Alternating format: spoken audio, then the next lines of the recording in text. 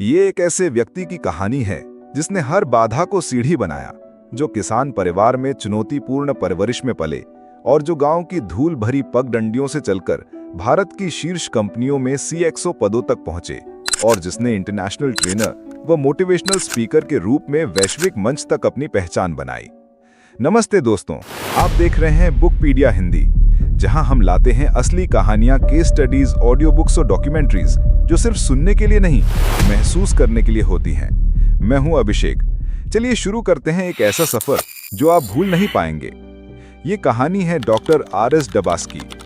शुरुआत एक किसान परिवार से। राजेंद्र सिंह डबास का जन्म एक साधारण किसान परिवार में हुआ।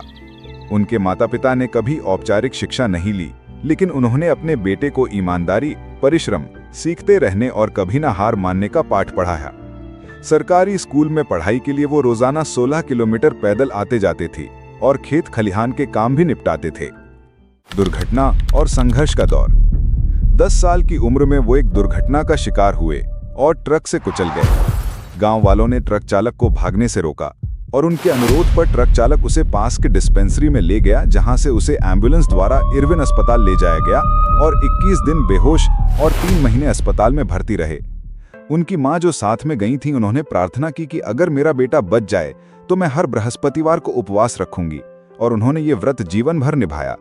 बाद में उनकी बड़ी बहन उनके घाव की ड्रेसिंग के लिए दूसरे गांव में सरकारी डिस्पेंसरी में उन्हें अपनी पीठ पर बिठाकर ले जाती थी और उसे अपनी पढ़ाई भी छोड़नी पड़ी।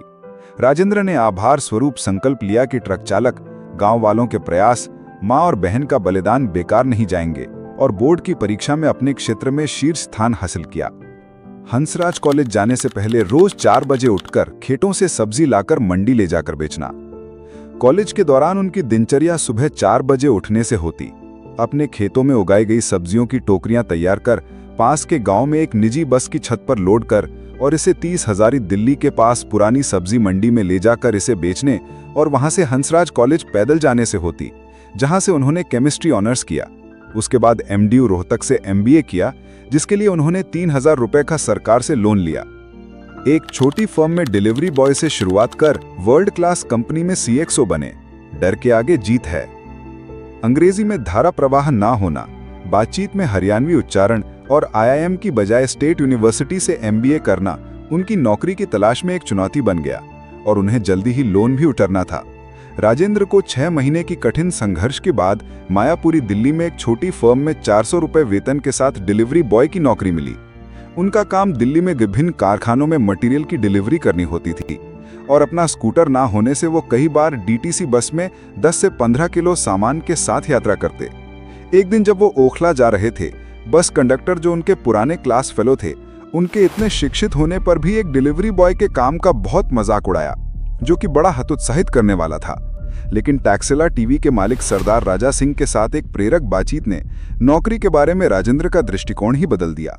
राजा सिंह ने बहुत उपयोगी सलाह देते हुए कहा कि या तो हम अपनी पसंद की चीजें करें, या फिर ये संभव नहीं है तो जो हम कर रहे हैं उसे पसंद करना शुरू कर दें। Either do the things you love to do or start loving what you have decided to do।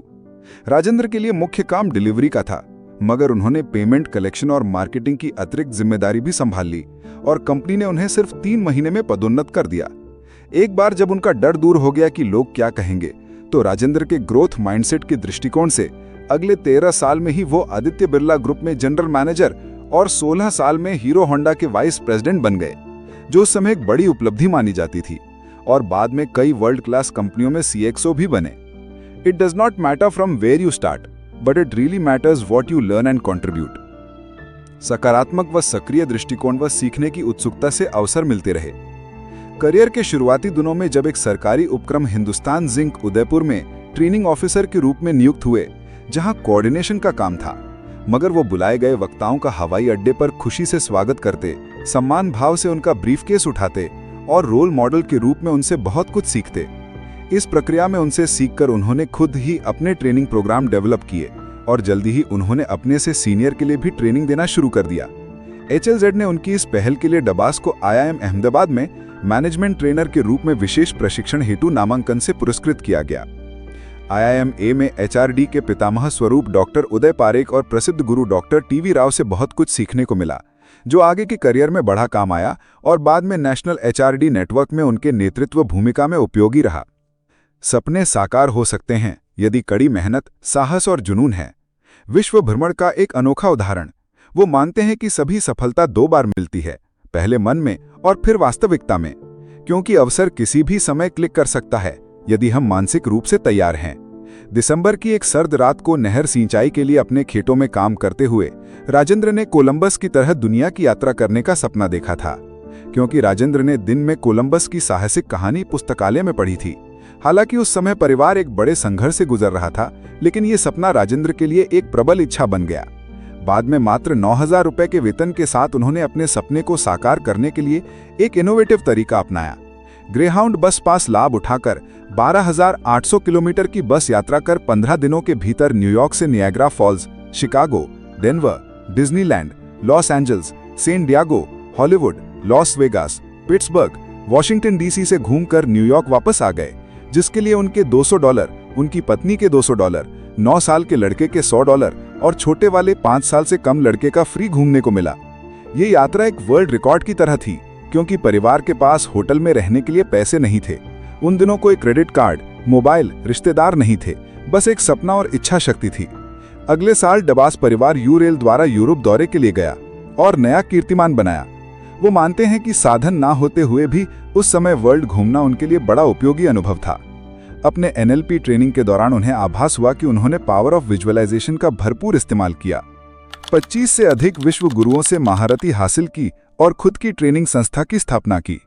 Dabas मानते हैं कि जीवन में रुकावट या स्टैग्नेशन तब आता है जब नए विचार आने बंद हो जाते हैं, और इसका समाधान है संभावनाएं पैदा करना और खुद का नवीनीकरण। डबास ने 25 से अधिक विश्व प्रसिद्ध गुरुओं और संस्थानों से प्रशिक्षण द्वारा अपनी महारती हासिल की है। प्रशिक्षण प्रदान करने या ज्ञान प्राप्त करने हेतु उन्होंने 30 देशों की यात्रा की है। कई कंपनियों में ऑर्गेनाइजेशन ट्रांसफॉर्मेशंस का नेतृत्व किया और CII, पीपल मैटर्स और नेशनल एचआरडी नेटवर्क ने उन्हें उत्कृष्ट परिणाम व अनुकरणीय नेतृत्व के लिए पुरस्कृत किया। एशिया CHRO ने उन्हें top 100 most talented global HR leaders में शामिल किया। विभिन्न देशों में कई विश्व सम्मेलनों में उन्हें स्पीकर के रूप में आमंत्रित किया गया। जमीन और निचले स्तर से उठकर CXO पद पर पहुंचने वाले और कॉर्पोरेट टर्नअराउंड के माहिर डॉक्टर RS डबास प्रभावी ढंग से हर स्तर पर जुड़ने और ट्रेनिंग देने में सक्षम हैं, जिसके लिए इन्होंने centre for individual and organisation excellence www.cioeindia.com की स्थापना की और 500 से अधिक कंपनी में 2 लाख लोगों को ट्रेनिंग दे चुके हैं।